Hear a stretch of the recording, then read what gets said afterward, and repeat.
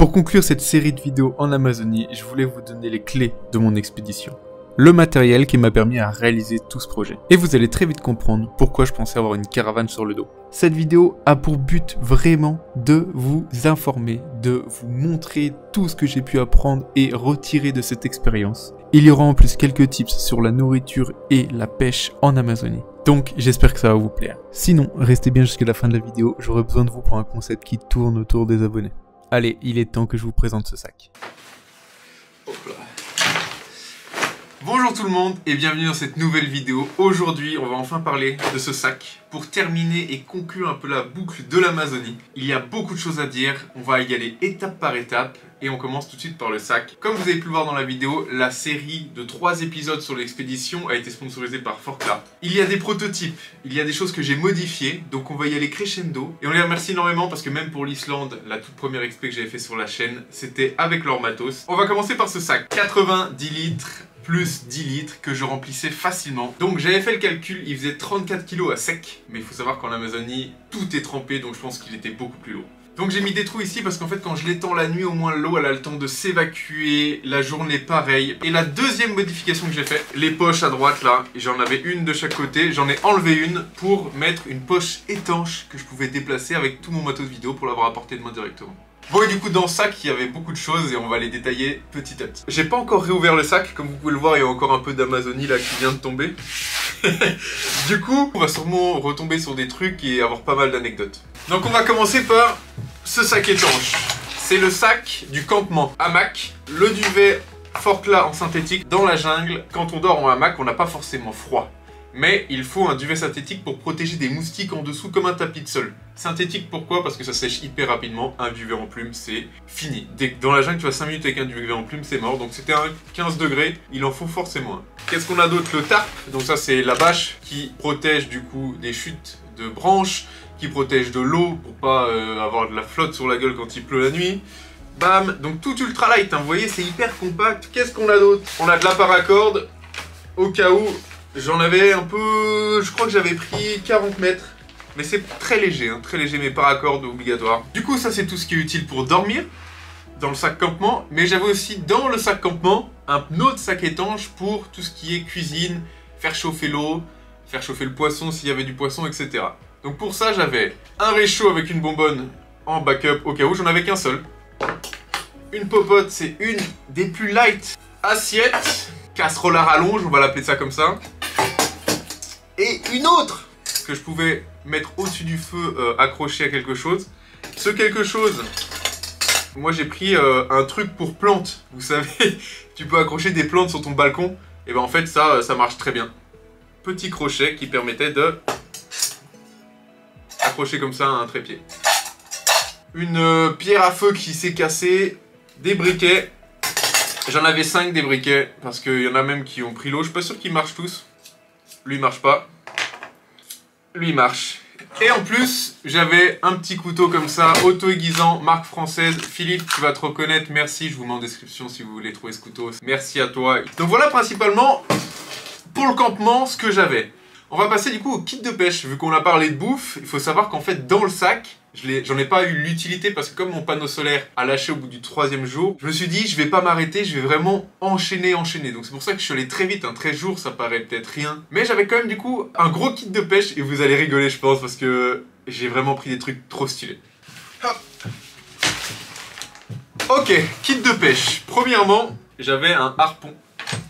Comme ça. Parce qu'en fait, dans la nuit, il suffit d'éclairer en étant dans l'eau et tu peux harponner du poisson. C'est hyper simple du coup. Très pratique, petit harpon, je m'en suis servi une fois. Est-ce que vous voyez tous les petits poissons là? En fait c'est la lumière, ils sont attirés mais comme des spots, regardez il y en a de partout. Donc là il suffit qu'il y ait du gros poisson et paf, tu les chopes et tu les détruis rien qu'avec le harpon ici. Oh, truc qui me titille les pieds. Viens là. Vite. Hop là, voilà. Bon l'équipe, c'est une petite prise, on est d'accord, mais en fait ça fait à peine 5 minutes.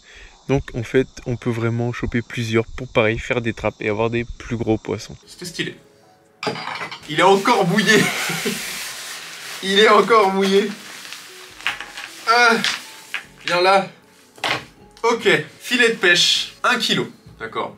Franchement, 6 mètres sur 1m10. Hyper utile. J'aurais été en galère de bouffe. Tu mets ça 1 heure à côté de ton campement en travers. Généralement, tu chopes du poisson. Par contre, il faut être prêt. Être toujours à côté, c'est pas genre tu le laisses et tu récupères le lendemain matin. Parce que si un poisson est pris dedans, genre vers 19h-20h, il commence à avoir les aïmaras et les caïmans qui vont attaquer, ils vont défoncer ton filet. Du coup, il faut que tu sois là à côté. Quand tu vois le poisson, tu sautes dans l'eau, tu récupères le poisson et tu le ramènes sur la berge. Je l'ai calé plusieurs fois pour pêcher, ça marche vraiment trop bien. Ensuite, j'avais 3 choses. Une ligne normale pour pêcher des petits poissons. Une ligne renforcée. C'est pour pêcher des plus gros poissons dans les seaux. Takari, j'aurais pu le faire par exemple, ou même sodal. Et le troisième, c'était les trappes aïmara. C'est des gros hameçons que tu mets dans du poisson, que tu accroches sur des branches et que vers 21h tu vas récupérer. Ou le lendemain matin. Du coup, là on a bien détaillé le campement, de quoi se faire à manger et de quoi avoir à manger en cas de problème. Mais j'avais aussi le sac avec tous les lyophilisés parce qu'il faut savoir, dans mon expédition, j'avais prévu ma bouffe pour ne pas avoir à aller chercher de la nourriture. Vu que je découvrais la forêt, je voulais pas en plus devoir gérer le côté pêche, le côté cœur de palmier, etc. Je l'ai fait un peu plus tard. Un petit cœur de palmier, c'est hyper simple à trouver quand il y a des chablis, donc c'est quand les arbres tombent dans la forêt. Il y a souvent des palmiers qui sont à terre, tu coupes le haut du palmier, tu récupères et le petit cœur de palmier, parfait. C'était pas le cas pendant l'expédition en tout cas. C'était du lyophilisé, avec les barres bien sûr. Les barres Nutri, il m'en reste. Les lyophilisés, donc là, il m'en reste aussi, vous les connaissez. J'avais semoule légumes, purée de pommes de terre avec viande, pâtes bolognaise, et j'avais des prototypes. Donc je sais pas si j'ai le droit de les montrer, mais Forclaz m'avait passé des prototypes à côté. Donc la bouffe, ça prenait 6 kg dans mon sac. 3 kg de lyophilisé pour 20 lyophilisés à peu près. Il y avait 3 kg de barres Nutri. Une barre, 100 grammes, presque 500 calories. Je devais manger à peu près entre 1500 et 2000 calories par jour. Sachant que je devais dépenser entre 5 et 6000 parce qu'en 13 jours, j'ai perdu 7 kg. Mais je les ai très vite repris. Premier repas, raclette, on connaît, on vient de Savoie. Même en Guyane, la raclette, il n'y avait même pas besoin de le mettre sur le chaud. Ça fondait au soleil, c'était incroyable. Lui, c'est le plus gros. Et c'est le sac de vêtements. Là par contre, il va falloir que je fasse de la place. Ouais, il y a un autre sac dedans pour les vêtements secs. Alors, le chapeau moustiquaire, vous l'avez vu, je l'utilisais généralement sur le camp. Hop là, ça, tu serres ici. Et en fait, t'as hyper chaud. Donc c'est pour ça que la journée, je le mettais pas. Parce que là, l'air, elle a du mal et t'as très chaud. Dans la jungle, faut pas oublier, fait 35 degrés à peu près en moyenne. Là, je mourrais de chaud. Donc, pas de chapeau moustiquaire la journée, parce que même ça va s'accrocher dans les branches et déchirer la moustiquaire, ça ne sert à rien de l'utiliser. C'est vraiment pour le campement, le soir et au réveil. Tout le matos que je vous montre en vêtements là, c'est de la gamme Tropique de Forclaz.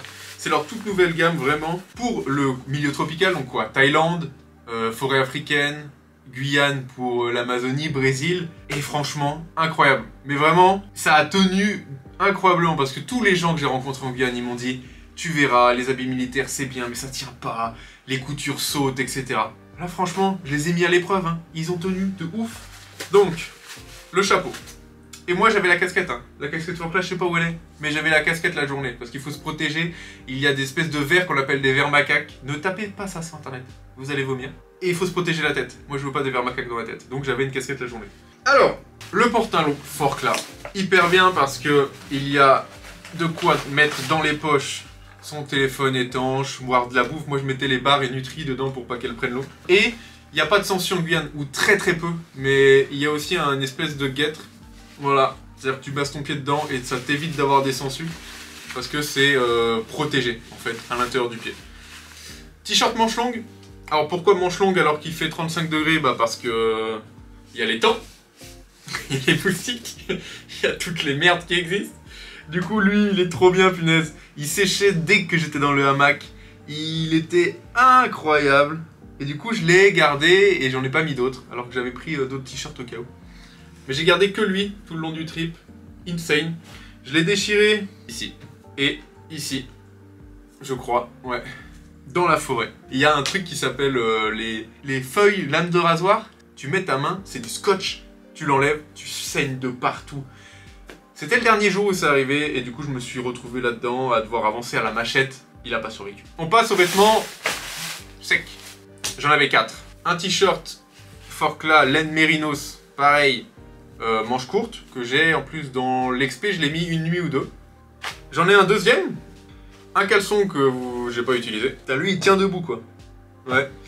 Et franchement, oh la chemise! On dit toujours les aventuriers dans la jungle, Indiana Jones, chemise. Mais je vous jure, la chemise, meilleure chose de la terre. Donc c'est une chemise, bam, trop bien, aérée là, de ouf. Genre franchement, incroyable. On récapitule, un pantalon, un chapeau et une casquette Forclaz. Une chemise pour la nuit, pas de caleçon, sert à rien. Prenez-en si vous voulez, mais si vous voulez dans la jungle, ça sert à rien. Prenez peut-être au pire un short synthétique, va mettre en dessous. La suite, parce que oui, 34 kilos, ça fait beaucoup de matos. Avant de passer au matos vidéo, on va peut-être passer à tout ce que j'avais en dehors du sac, qui n'était pas dans des sacs étanches. Et il y a pas mal de choses, vous allez voir.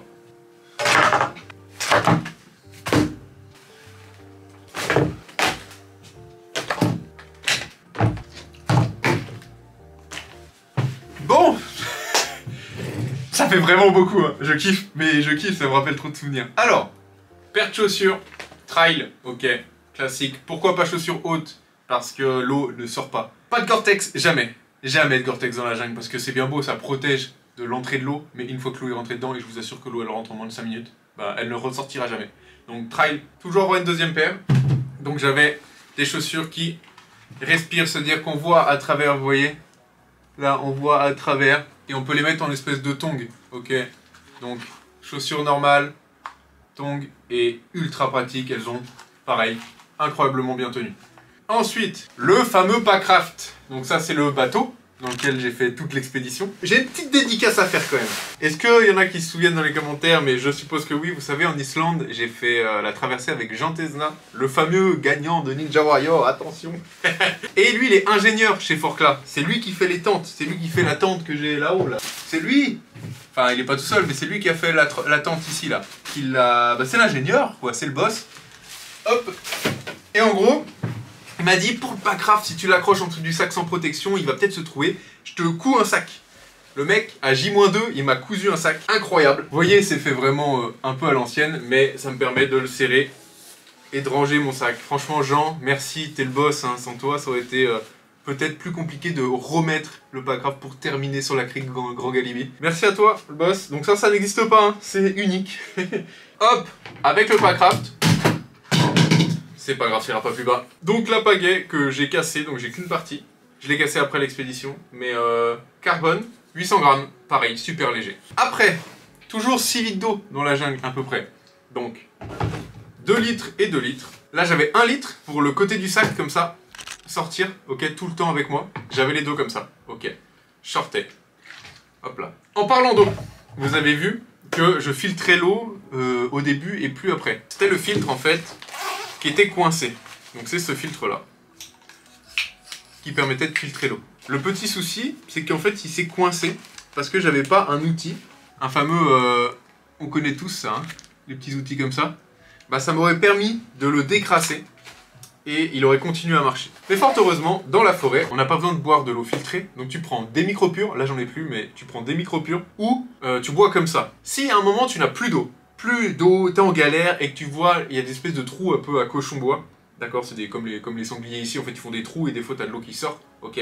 Donc ça c'est vraiment le truc qui arrive très souvent que tu vois, donc si t'as plus d'eau, t'as pas de filtre, il est cassé, et ben il te faut quand même une solution de secours que je n'avais pas, mais que j'ai acheté pour vous le montrer, c'est les gens Gun qui m'ont appris. C'est des gourdes aussi, avec un filtre à l'intérieur, donc ça tu la gardes au fond du sac, ok, et elle te servira forcément, ok.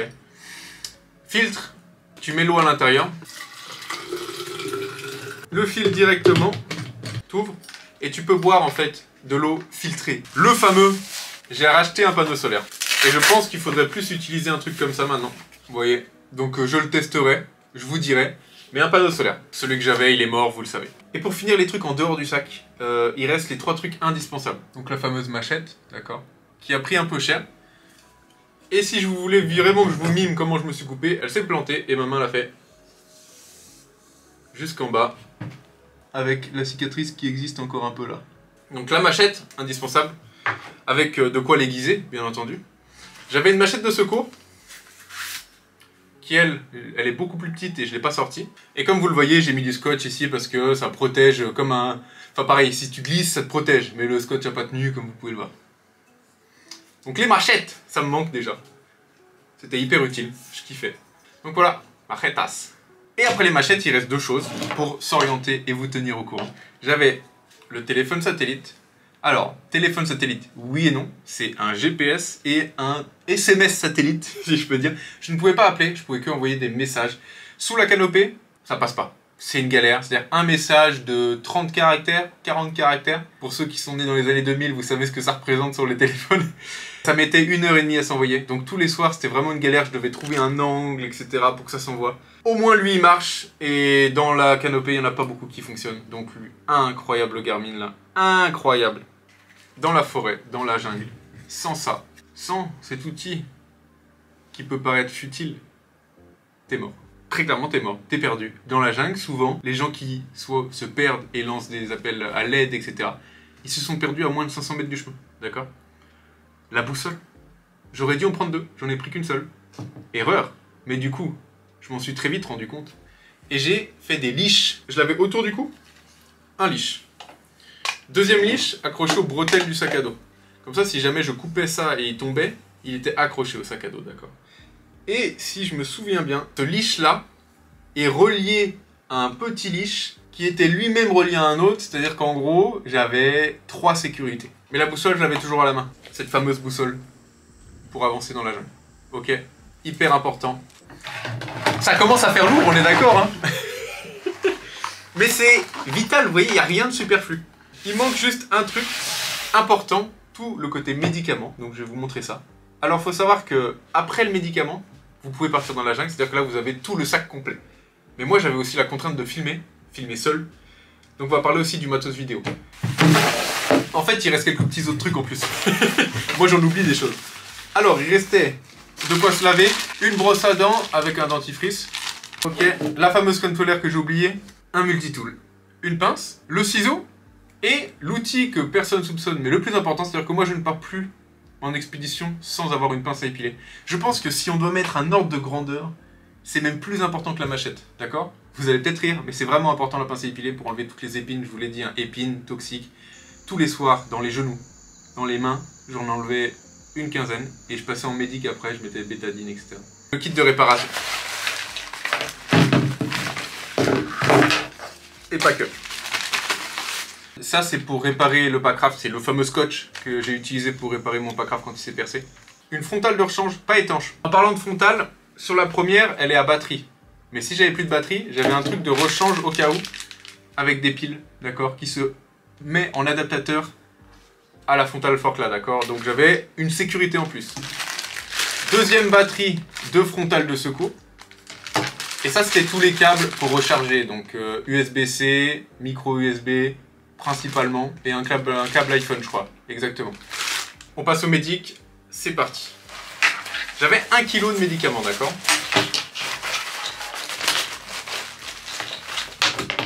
Le problème avec les médicaments, c'est que j'ai dû les mettre en dehors de leurs emballages pour gagner de la place et du poids. Donc, ils ont une gueule à ne plus trop les reconnaître, on est d'accord? Donc je m'étais fait une notice imprimée et sous vide. Je peux vous laisser la lire, ça si vous voulez voir ce qu'il y a dedans, vous mettez pause. Il y a des choses importantes quand même à prendre et à ne pas négliger. Bétadine, c'est une pommade pour désinfecter. Ok, hyper important. Du coup, la crème pour cicatriser, que je mettais en double, que vous avez vu quand je me réparais la main. Celle-ci, je l'ai quand même utilisée. Parce que on dit souvent, les pieds, faut en prendre soin, ok? Crème anti-champignon entre les orteils. Et j'avais du talc que je n'ai plus parce que j'ai tout utilisé, mais le matin souvent ou le soir, talc sur les pieds pour enlever toute l'humidité. La fameuse que j'ai essayé quand même d'utiliser, c'est une agrafe, regardez. Là t'appuies, tac, je vais pas le faire parce que ce serait inutile. Mais en gros, agrafe cutanée que j'ai essayé d'utiliser sur ma main, mais ça tenait pas parce que trop humide. Donc agrafe cutanée, hyper important. Ou de la colle, vous faites ce que vous voulez. Dans tous les cas, en galère, le plus important c'est soit agrafe, soit colle. Et dernière chose, si je me cassais la cheville ou le bras ou autre chose, c'est une attelle en gros. Qui se fixe même pour les doigts. Si je m'étais pété la main ou un truc, c'est une attelle qui se met comme ça. Hop, pour la main, ou les chevilles, ou le genou, ou tout ce qui existe. Allez, maintenant on passe à la vidéo, c'est la dernière chose que j'avais dans mon sac. Let's go! Alors, préparez-vous, après le drone qui tombe dans un volcan pour ceux qui connaissent, j'ai filmé avec ce magnifique appareil qui est en train de filmer, mais il est mort, parce que l'eau l'a totalement tué. D'accord?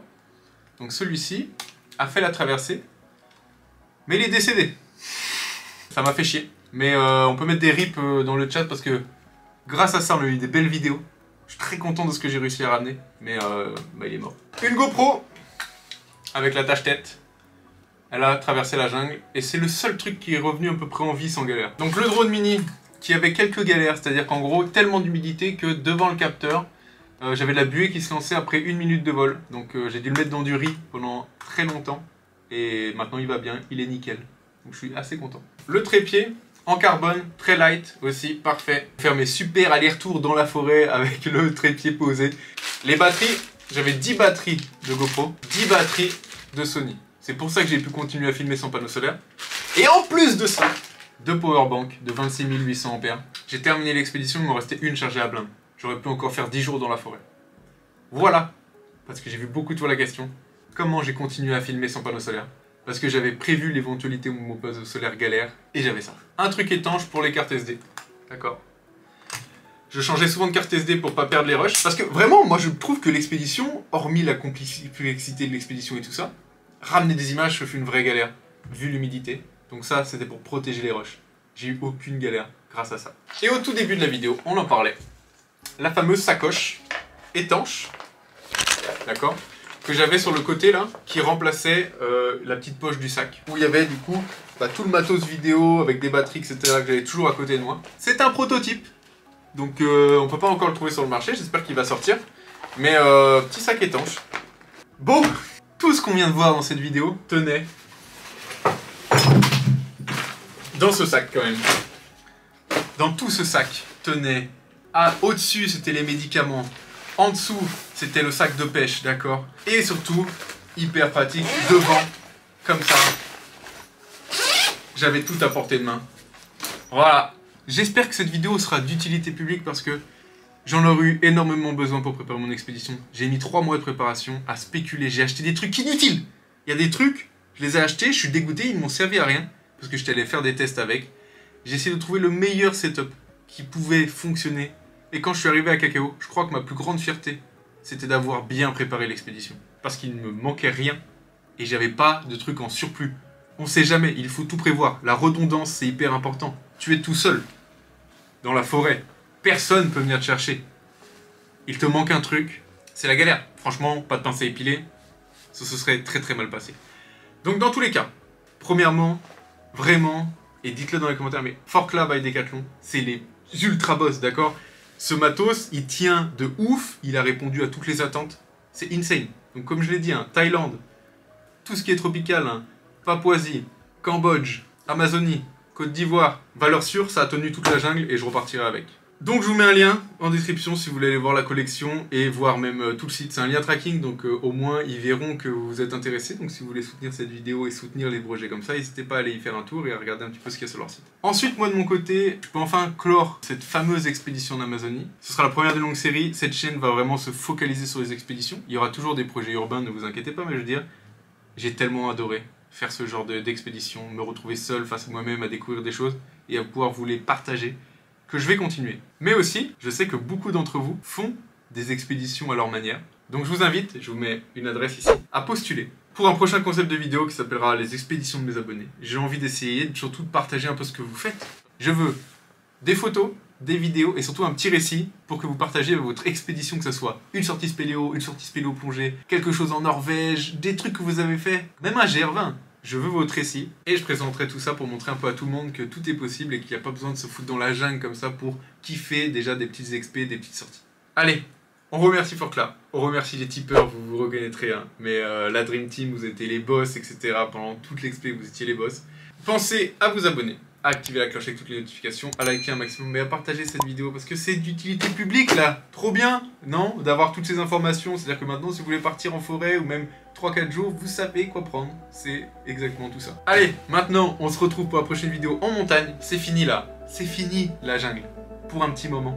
Maintenant, on repart dans la neige à faire des trucs plutôt cool. Et on se dit à une prochaine vidéo. Ciao tout le monde. Maintenant, faut que